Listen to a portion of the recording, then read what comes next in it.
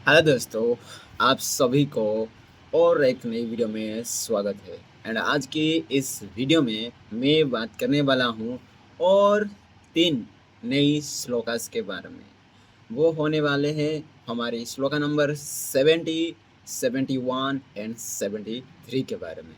And आप सभी को फिर से वेलकम करता हूँ। एंड आई होप सभी लोग अच्छे होंगे। एंड अगर किसी को कोई दिक्कत होगी तो मैं भगवान के पास वो प्रार्थना करता हूँ कि वो जल्द से जल्द आपकी ज़िंदगी से निकल जाए, ताकि आप अच्छे से रह पाओ। एंड सो हमें आप लोगों को पता है कि हर वीडियो की शुरुआत करने से पहले मैं थोड़ी सी रिवाइज करवाता हूँ कि मैं ये स्टोरी को मैं पिछले दिन क्या रीड किया था। तो आज भी उसी तरह ही हम थोड़ी सी रिवाइज करने वाले हैं कि मैं कल क्या पढ़ा था। उसके बाद हम आज के टॉपिक पर आएंगे। तो उससे पहले मैं कुछ आपको बताना चाहूँगा कि कल के जो टॉपिक था वहाँ पर हम बात किए थे कि समदृष्टि होना। ओके। तो हाँ, हमारा कल हम क्या पढ़े थे, श्लोका नंबर 67, 68 एंड 69 के बारे में। तो श्लोका नंबर 67 क्या कहता है कि जिसे प्रत्यक्ष परोक्ष फल की कामना नहीं रहती, वह प्रयोजन रहित होता है। वह निस्वार्थ सन्यासी अपने आत्मा स्वरूप को प्राप्त करके विजेता की भांति सहज समाधिस्थ हो जाता है। ओके। वो जो इंसान डायरेक्ट इनडायरेक्टली वो फल की इच्छा ना रखता हो, मतलब वो उससे परे है। एंड वो प्रयोजन भी नहीं करता कि उसे पाने के लिए कोई एक्शन नहीं है, चेष्टा भी नहीं करता। ओके। वो निस्वार्थ सन्यासी अपने आत्मा स्वरूप को प्राप्त करके विजेता की भांति सहज समाधिष्टि होता है। ओके। एंड नेक्स्ट आते हैं श्लोका नंबर 68 के बारे में। श्लोका नंबर 68 क्या कहता है? श्लोका नंबर 68 ये कहता है कि जिसने तत्वों को जान लिया वह भोग और मोक्ष की आकांक्षा ही नहीं करता। जिसे तत्वों के बारे में ज्ञान है वो इच्छा ही रखेगा नहीं, भोग की इच्छा न रखेगा ना मोक्ष की, कोई दोनों चीज को भी पाने की इच्छा नहीं रखता है। ओके। उसे किसी प्रकार का राग द्वेष नहीं होता, किसी के लिए क्रोध, किसी के लिए प्रशंसा, किसी के लिए अच्छा, किसी के लिए बुरा, कुछ भी नहीं होता। एंड ऐसे तत्वज्ञानी को विषय में बहुत कुछ कहने को क्या है, मतलब इसे क्या कहना, इनके लिए वर्ड्स ही नहीं है। ओके। एक नेक्स्ट आता है जो मैंने रीड किया था कल, जो यस्टरडे को लास्ट श्लोका था यस्टरडे की, that is the shloka number 69। Shloka number 69 क्या कहना चाहता है? वो कहना ये चाहता है कि जो द्वैत संसार का महत्व होता है वह सार्थकता इनाम मात्र को होती है। यह जानकर तत्वबोधी सत्पुरुष शुद्ध स्वरूप में स्थित होकर निष्काम हो जाते हैं, अर्थात उनके लिए करने को कुछ भी शेष नहीं रह जाता।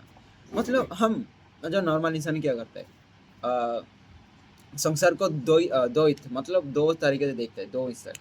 बट एक्चुअली में वो दो नहीं होते, एक ही होते हैं। ओके। ओके, ये था ये स्टोरी जब मैंने रीडिंग किया था ये था। एंड आज के बारे में हम बात करने वाले हैं जो कि होने वाली है जो श्लोका नंबर 70, 71 एंड 72 के बारे में।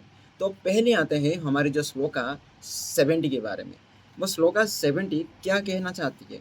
ब्रह्म भूतमिदं सर्व किंचिन नस्तीति निश्चयी अलक्ष्य अलक्ष्य स्फुरणः शुद्धः स्वभावे नैव सम्यति। ओके। इसकी जो सामान्य अर्थ की मैं बात करूं, जिस ज्ञानी ने यह निश्चय कर लिया कि सभी ब्रह्मों और भ्रांतियां अस्तित्वहीन है, वह लक्ष्य विहीन स्फूर्ति और विशुद्ध स्वभाव वाला होकर शीघ्र ही परम शांति को सिद्ध करता है। ओके, ये था सिंपल मीनिंग इसकी। एंड इसकी जो विशेष विवेचना की मैं बात करूं, वो कहना क्या चाहता है? मोह माया से निःसृत यह जगत भ्रमों और भ्रांतियों से आबद्ध है। माया उन्हीं से अज्ञानियों को ठगती है, भौतिक पदार्थ में रसों का भ्रम कर देती है और वासनाओं में क्षणिक सुख की अनुभूति होती है। आशाओं में आकर्षण होता है। अभ्यास कर्म से मुक्त हो जाने की भ्रांतियां भरी होती है। अज्ञानी इन सब में फंसकर मरुस्थल का मृग बन जाता है, जो घोर प्यास से आकुल भटकता ही रहता है, और यह तृष्ण उसे मरते दम तक नहीं छोड़ती। आत्मज्ञानी इन भ्रम और भ्रांतियों के अस्तित्व को नकार देता है, क्योंकि इनका आश्रय जगत ही उसके लिए मिथ्या हो जाता है। उसका यही निश्चय उसे स्वस्थ मना, अलक्ष्य और शुद्ध बुद्ध करके परम शांति को प्राप्त करता है। मतलब ये श्लोका नंबर 70 ये कहता है, जो निश्चय कर चुका है कि जो इस सारी दुनिया ना ये भ्रम भ्रम है और भ्रांतियां अस्तित्व विहीन होते हैं, इसीलिए वह लक्ष्य विहीन स्फूर्ति जो भी ये पीछे करते हैं। सपोज मान लिया अगर मैं कुछ पाने की इच्छा करता हूँ, तो जो सपोज मैं अभी मेरे पास फाइनेंशियली मैं बहुत लो हूँ, जो मैं क्या आकांक्षा रखता हूँ कि भाई हाँ मैं फाइनेंशियली थोड़ी स्टेबिलिटी हो जाऊँ। जब मैं फाइनेंशियली स्टेबिलिटी हो जाऊँगा, तब मैं उसमें से खुश रह सकता हूँ, या और नई इच्छाएं जागृत होगी। आई थिंक ऑब्वियसली नई इच्छाएं जागृत होगी, एंड उसके बाद भी आप रेस्टलेस हो। आप सोच रहे तो ये पाने से मैं अच्छे से रहूँगा and I will be rest, but जब वहाँ तक पहुँचे तब लगा कि नहीं, इससे भी कुछ बेहतर है। तो उसे पाने के लिए आप दिन रात मेहनत करते एंड परिश्रम करते हैं, एंड जब वो भी मिल जाता है तो भी तुम रुकते नहीं हो।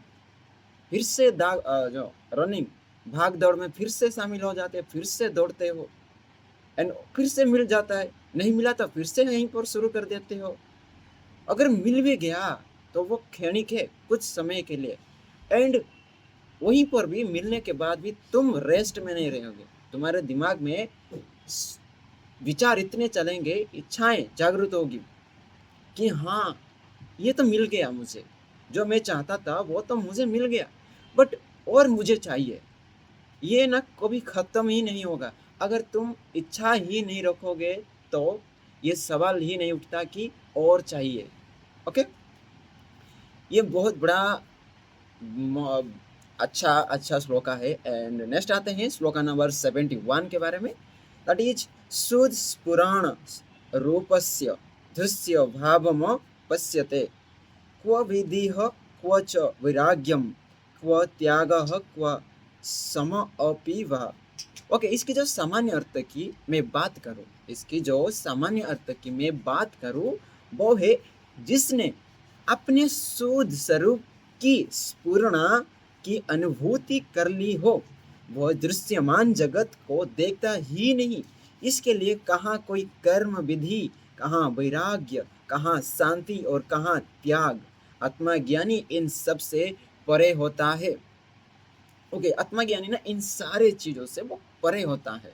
ओके, इसकी जो विशेष विवेचना की बात करें, दैट इज जो सीमित देखना ही संसार के लिए संभव है, क्योंकि इसकी दृष्टि सीमाबद्ध होती है। वो केवल वही तक देख सकता है जहाँ तक दृष्टि सीमा है। वह जगत और प्रकृति के बाहर कुछ नहीं देख पाता, इसलिए वह आत्मा से अनभिज्ञ ही रहता है। वह तो जगत के दृश्य में ही मुग्ध रहता है, कभी हर्ष, कभी विषाद, तो कभी विक्षिप्त। ओके, एंड इसकी जब आत्मा ज्ञानी की दृष्टि व्यापक होती है, बहुत होती है। जो चीज़ हम देखते हैं संसार में, बहुत सारी जो लिमिटेड हैं, जो हम देखते हैं हमारे सराउंड्स में देखते हैं, या जो भी हमारे धरती पे, वो जस्ट लिमिटेड है। ये सारी चीज़ें जो नॉर्मल अनवाइज पर्सन वो देखता है, but in the case of आत्मज्ञानी की दृष्टि ना व्यापक होती है, बहुत होती है, जो बियॉन्ड होती है, एंड वो निराकार हो जाता है, विराट हो जाता है। अब वो जगत को ही नहीं देखता, क्योंकि वो जान चुका है ये सारे लिमिटेड हैं, वो इसीलिए जगत को ही नहीं देखता। वो जगत को ही नहीं देखता, सर्वत्र वह स्वयं को पाता है, सभी चीज में अपने आप को पाता है। जैसे कि हाँ, आप सारी चीज आप मेरे से उत्पन्न हुई है एंड मैं सारी चीजों में विस्मृत हूँ।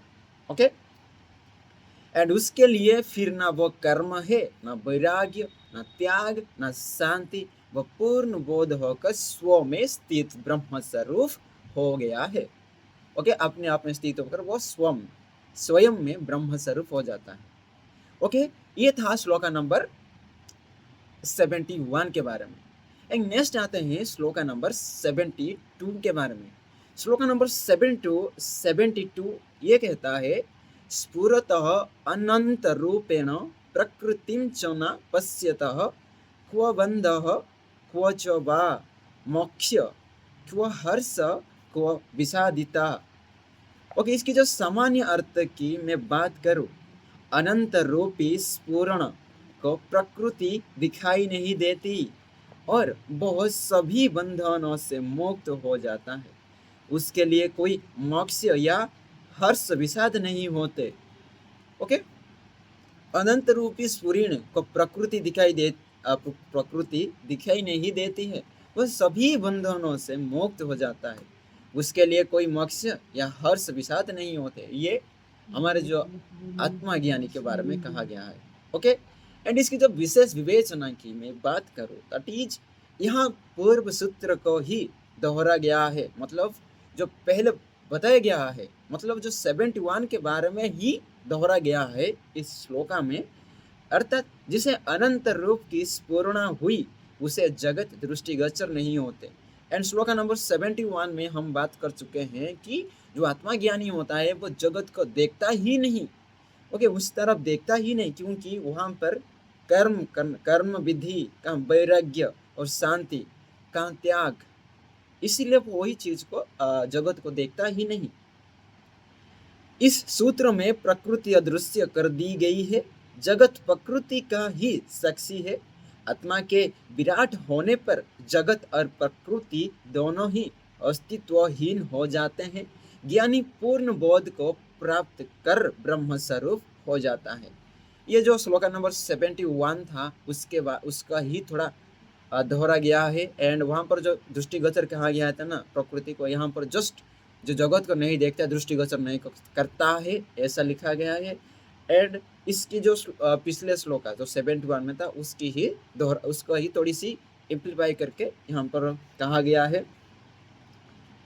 तो यहाँ पर विराट होने पर जगत और प्रकृति दोनों ही अस्तित्वहीन हो जाते हैं आत्मज्ञानी के लिए, एंड वो अपने स्वयं में ही स्थित होकर ब्रह्म स्वरूप हो जाता है। ओके, ये था श्लोका नंबर 70, 71 एंड 72 के बारे में। तो आई होप ये तो बहुत शॉर्ट हो गया आज खुद जल्दी ख़त्म हो गया, लगता है 14 मिनट। ओके, आई होप आज का जो मैंने रीडिंग किया उसके बारे में कोई डाउट ना हो। ओके, आई होप सब अच्छे हो। एंड इतना ही, मिलते हैं तब तक के लिए, बाय। एंड कल नई श्लोकों के बारे में बात करेंगे जो होने वाले हैं हमारी श्लोका नंबर कौन सी 73 एंड 74, 75 के बारे में। तो तब तक के लिए बाय, अपना ख्याल रखना एंड स्माइल ना करना भूलना मत। Okay, bye.